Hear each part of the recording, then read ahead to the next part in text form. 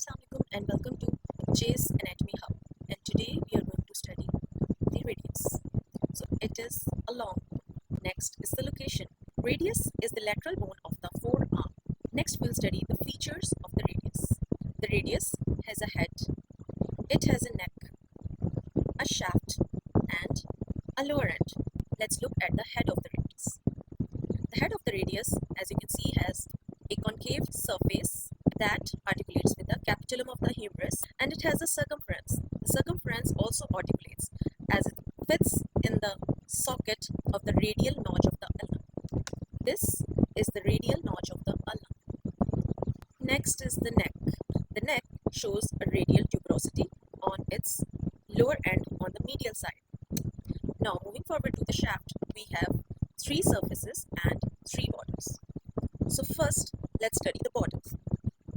This sharp border is the medial or interosseous border of the radius. This border that you can see upward points from the radial tuberosity, moving obliquely in the upper surface and then vertically in the lower area, ending towards the styloid process of the radius. This border is known as the anterior border. This is the anterior border. This is the medial or interosseous border. And if this is the anterior border, so moving laterally and behind this border, you can see that is really prominent in the middle is the posterior border. Now if you notice, this oblique line in the posterior border is known as posterior oblique line. और ये जो सामने की तरफ आपको oblique line नजर आती है, this is the anterior oblique line. Next we'll study the surfaces of the radius. So we have three surfaces: the anterior surface, the posterior surface and the lateral surface. Anterior surface वो surface है that is between the medial or also called interosseous border and the anterior border. This is the anterior surface. Next surface that we have is the lateral surface. This lateral surface is between the anterior border and the posterior border. Next, you can see another surface that is between the posterior border and the medial or interosseous border. This surface is known as posterior surface.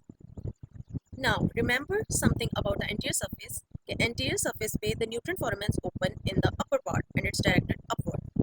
Now let's move forward to the lower end, the widest part of the bone. It has five surfaces. This is the anterior surface. This is the lateral surface that belongs downward. और ये क्या बनाता है? Styloid process. This surface, जिसमें आपको ये चार grooves नजर आ रहे हैं for extensor tendons, is the posterior surface. और इस posterior surface पे है dorsal tubercle of Lister. इसके अलावा ये triangular सी क्या नजर आ रही है? Medial surface. और इसको आइडेंटिफाई करने का और तरीका ये है कि ये आपका शार्प जो crest interosseous border है, ये भी आपको किसी की सीट पे नजर आ रहा है.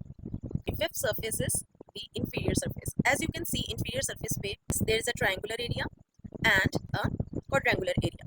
This medial quadrangular area is the facet for the lunate bone of the carpal bone, and another boat-shaped carpal bone is scaphoid.